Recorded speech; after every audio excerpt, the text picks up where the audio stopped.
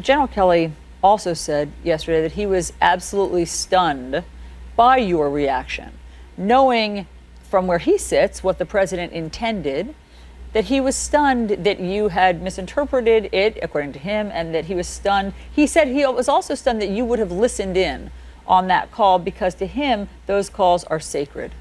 Can you respond to that?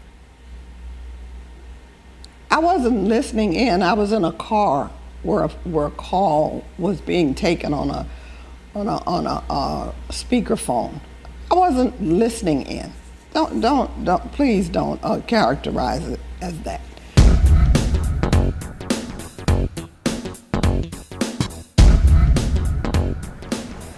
There are also a lot of questions about the phone call you received from President Trump. I know you were in a car to the airport. Tell us what happened next. Me and my family was in the limo to receive my husband from, I think that was Dover we went to? Dover. And we was literally on the airport strip getting ready to get out. And he called Master Sergeant Neil's phone. I asked Master Sergeant Neil to put his phone on speaker so my aunt and uncle could hear as well. And he goes on to saying his statement as, what he said was... The president. Yes, the president said that he knew what he signed up for, but it hurts anyways. And it made me cry because I was very angry at the tone of his voice and how he said it. Like he couldn't remember my husband's name. The only way he remembered my husband's name because he told me he had my husband report in front of him. And that's when he actually said LaDavid. I heard him stumbling on trying to remember my husband's name. And that what hurt me the most, because if my husband is out here fighting for our country and he risks his life for our country, why can't you remember his name?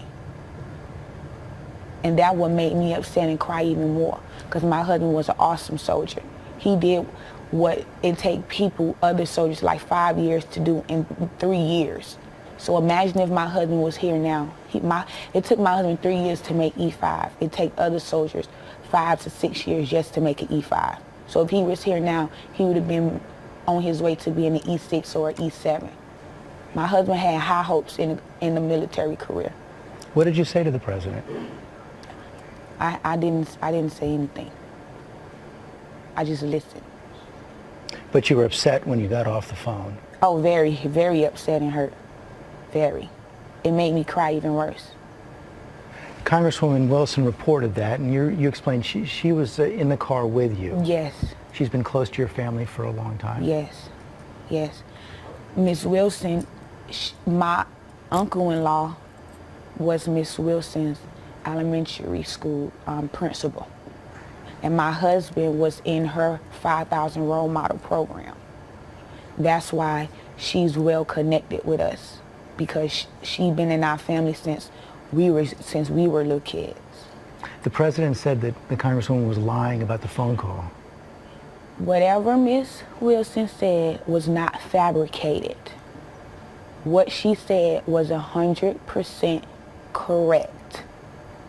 It was Master Sergeant Neil, me, my aunt, my uncle, and the driver, and Miss Wilson in the car.